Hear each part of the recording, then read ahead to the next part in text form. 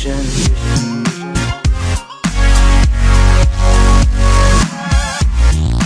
When the City Housing Authority placed the Herrera family in Apartment 5 at the Red Hook houses in 2013, the agency knew the public housing unit contained toxic lead paint. NYCHA knew it because the agency had just tested it and found lead in the Brooklyn apartment. After untrained, uncertified workers performed lead abatement, they had deemed it clean. Per policy, the new tenants were not informed about the potential hazard in the home. 5-year-old Melany Herrera was an infant when she arrived at Apartment 5A. And by the time she was 2, a blood test revealed a level of 5.6 micrograms of lead per deciliter. 6 months later, it hit 10 micrograms. Anything 5 micrograms and above is considered unacceptable because lead can cause developmental delays, particularly in young children. Melany's mother, Melany, 22, had no idea that the apartment contained lead paint when her daughter's alarming test results arrived because no one bothered to tell her when she moved in. They said everything was okay, she recalled. All the time I was panicking. I was scared. The way they were doing things, they made it seem like I was the problem. A Daily News investigation published December 1 revealed that from 2013 through 2015, most of that time on Mayor de Blasio's watch, the New York City Housing Authority placed hundreds of families into apartments the agency knew contained lead paint without warning them of the potential harm to their children. The news spoke with 9 of these families, all of whom have children who grew up in these toxic apartments and wound up with dangerous levels of lead in their blood. Scientists say exposure to lead paint in young children can cause brain damage, and nearly all of the children with high blood lead levels in families interviewed by the news were steered into a special education track. The news also found 2 more families living in apartments with lead paint whose children have not had their blood tested, but who have been diagnosed with learning disabilities. Their fears sit in sharp contrast with de Blasio's recent public declaration downplaying NYCHA's lead paint inspection failures. Thank God there has not been harm done to any child because of the mistakes that have been made. From 2013 through 2015, NYCHA tested more than 3,000 apartments for lead paint when tenants moved out, according to internal NYCHA records obtained by the news. More than 1,600 of those apartments tested positive for lead. NYCHA did not let tenants who moved into these apartments know about the presence of lead, even expectant mothers or families with young children, because the authority had deemed all of these apartments clean after lead paint abatement, records show. The problem with this decision is that the authority now admits that this lead paint abatement was performed in violation of federal regulations by uncertified workers who were untrained in how to properly abate lead paint. Add to this the fact that for years NYCHA had stopped performing annual lead paint inspections that are required by both local law and the U.S. Housing and Urban Development Department. As a result, hundreds of families with young children have been exposed to a potential hazard that was hidden from them by design. The lead paint scandal began to emerge in July when the news first revealed that NYCHA had been falsely claiming it was performing all required inspections and abatements. Last month, the scandal blew wide open when the City Department of Investigation confirmed this and revealed that in October 2016, NYCHA chairwoman Shola lied, falsely certifying the agency was in compliance with inspections when she knew it was not. Then on December 1, the news revealed for the first time that NYCHA had long been using untrained workers to inspect apartments and abate lead paint. Because of these failures, inspection for lead has been extremely limited in the last few years. NYCHA manages 178,000 apartments, of which 55,000 are presumed to contain lead. But from January 1, 2013 through December 31, 2015, NYCHA inspected only 3,097 apartments for lead paint, of which 1,604 tested positive, internal records show. Almost all of these inspections took place when tenants moved out. The new tenants, knowing nothing about those test results, moved in. NYCHA has claimed 19 children living in lead paint apartments have tested positive for lead from 2010 through 2016. The news found 9 of these children at developments all over the city. At the Bronx River houses in Soundview, Evelyn Gray's apartment 1 at 1460 Bronx River Avenue tested positive for lead in 2013 and was deemed abated on March 26, 2013. Her son has lived there since birth and tested positive for an elevated level of lead in his blood by the time he was 5, according to a lawsuit filed against NYCHA by attorney Corey Stern. Stern is also representing tenant NYCHA Carrington, a resident of the Brooklyn houses in Canarsie, Brooklyn. Her son registered a high blood lead level by the time he was 2. Her apartment 2 at 569 108th Street was not tested, but an apartment across the street tested positive for lead in February 2013. At the Red Hook houses, built in 1939 long before lead paint was banned, the toxic paint is everywhere, along with a cluster of children with elevated blood lead. From 2013 through 2015, NYCHA found lead paint in 114 of 124 Red Hook apartments inspected, including the Herrera family's home. All were designated abated of lead before new tenants moved in. NYCHA, for instance, found lead paint in apartment 2 at 75 Bush Street in 2013 and registered it as abated on April 15, 2013, records show. "They never told us nothing," said tenant Wilhelmina Lowry, who moved in shortly after the NYCHA inspection. Her 5-year-old grandson spent most afternoons in the apartment since he was an infant.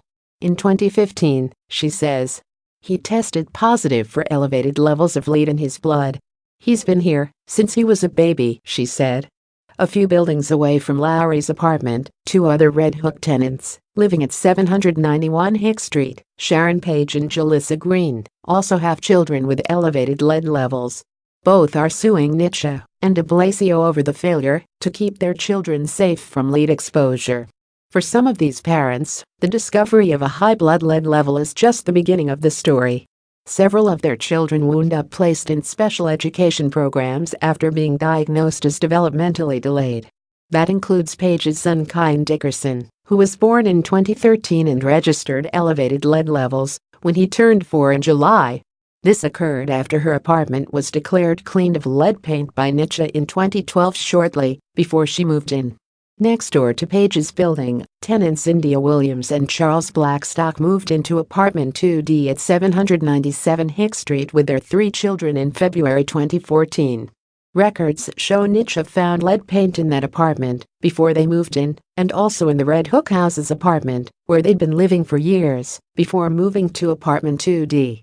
All 3 of their children have since been given a special education designation, Blackstock said. Their 5-year-old daughter is on the autism spectrum. She is now receiving special needs assistance for speech delays at Public School 29 in Cobble Hill. The couple took their 8-year-old son for an MRI scan a few years ago over concerns about speech difficulties. The eldest son, age 12, struggles in school too and also has a speech delay.